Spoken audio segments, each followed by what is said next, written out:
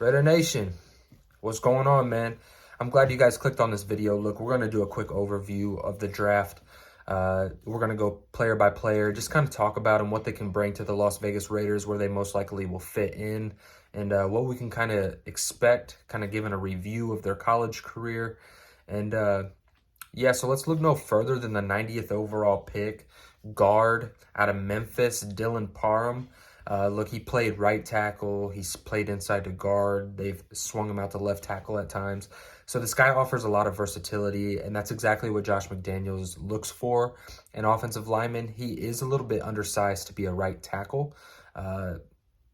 Look for him to be a guard, but he is going to transition to center at some point. It's not going to be year one. I don't know if it'll be year two, but he's going to compete for that center spot. I think that this is the potential future center of the Las Vegas Raiders, depending on how Andre James works out.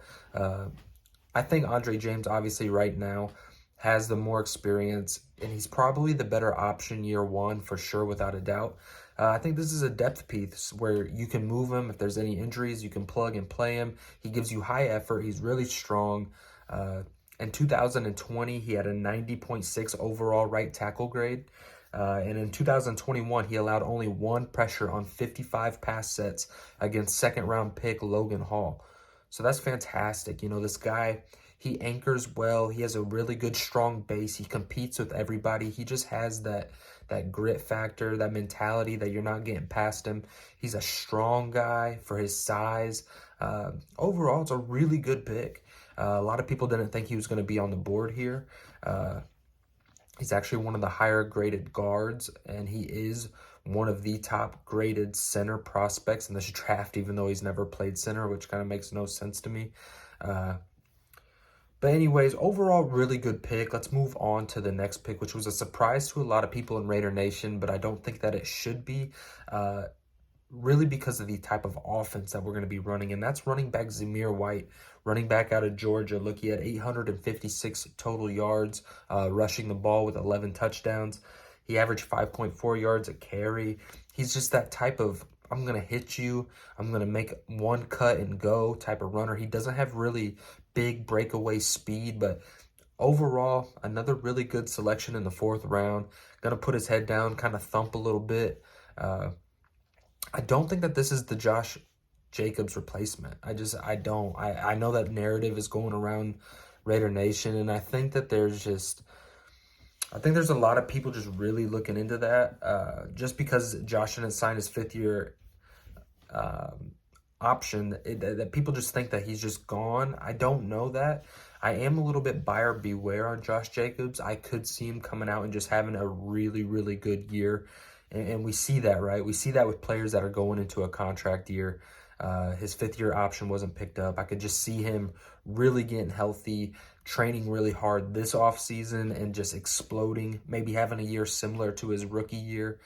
And it's going to make me kind of hesitate come contract time, because you see this, right? You have a big rookie year, and then the final year when you're eligible for an extension, you see these stats kind of inflate, and everything in between just was kind of like, you know, he couldn't really stay consistently healthy. When he was healthy, he's a good runner, but let's see how he does in the power block scheme. Maybe that scheme just, it fits him better, and I do believe that it does, and maybe he can jump in. But look, to go back to Zamir White, I don't think that he's just him alone is the Josh Jacobs replacement.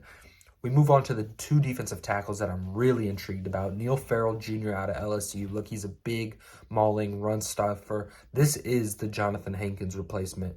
Not this year. He's going to be a rotational piece. But moving forward, post this year, this is probably going to be the writing on the wall for Jonathan Hankins, because Farrell Jr. going into year two of his National Football career, bearing any injury or setback, I believe this kid is going to be a stud. He's going to be a really, really, really good run blocker. He offers you some versatility, right? He has 9.5 tackles for loss, 45 tackles, 2 sacks. Very, very good upside player. He's only improving every single year, and that is why I want to transition to the next player, which is my player, the one to watch list, okay? This is Matthew Butler, defensive tackle out of Tennessee.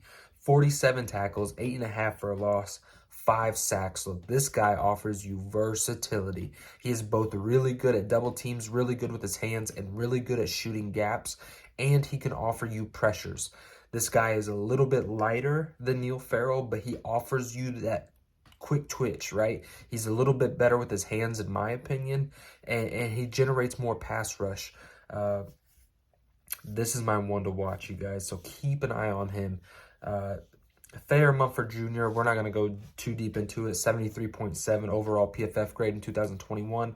Played at left tackle for Ohio State. Allowed 1 sack, 1 hit, 14 QB hurries. He's 6'6", 321 pounds. Look, in the 7th round, when you're picking these kind of players, it's developmental pieces. I would say I don't know if he's going to make the roster. Some of his tape I wasn't too thrilled about. He is a big guy. He can offer you some power when he actually gets his hands on you. He does a pretty good job. I would say he's better in the run blocking grade than he is in the pass protection aspect, and a lot of these prospects will be. But look for him to just kind of be a depth piece. Look, right now, I don't know if Brandon Parker is going to be the tackle. I really don't. I kind of hope not. I know Raider Nation hopes not. And I don't think that they're done adding people to the offensive line, to be honest with you, going into training camp. The final pick of our draft class was Britton Brown. And I'm going to take some criticism for this, so hear me out. I kind of like this pick more than I liked the Zeus pick, only because this is a true power gap scheme running back. This is a guy who looks for contact and will knock your helmet off type of player. He had 615 yards, 7 touchdowns. He averaged 6 yards an attempt, 129 receiving yards. He's just that power runner. I like this guy. I think he has more... See, when Zeus gets hit, he tends to go down. It kind of reminds me a little bit, not as bad, but for Latavius Murray, if you guys remember that. Just a big back, but kind of when he gets hit, he kind of goes down kind of easy. That's a little bit how I view Zeus compared to Britton Brown. Britton Brown is just that guy. He's going to fight for every single inch. He does not go down easy, and he does have a little bit of getaway speed. He's not going to take it all the way, but after contact, he can break a seam and take it. So he's one to kind of watch out for. This running back group is going to be interesting to watch because of how many players we have, because of the whole situation. Everybody's on 1-year contracts, essentially. Like, outside of these running backs that we just got, everybody else, Kenyon, Josh, Bolden, they're all, Amir Abdullah, they're all 1-year running backs. So we're going into camp with all these running backs, and let's just see what happens. Let's see, the cream is going to rise to the crop. So preseason is going to be fun to watch, Raider Nation. You guys, I'm going to get right into making an undrafted free agents video, but I just want to thank you guys for tuning in. Leave me a comment down below of what you guys thought of this draft. Who was your favorite selection? I'm going to personally go with Matthew Butler. Of the ones that we drafted, he's probably my favorite. He's my one to watch list. So who do you like? Who's your favorite pick of the entire draft? Who are you most eager to see wear the silver and black? And yeah, Raider Nation, as always, man, much love, and Raider Ray is out.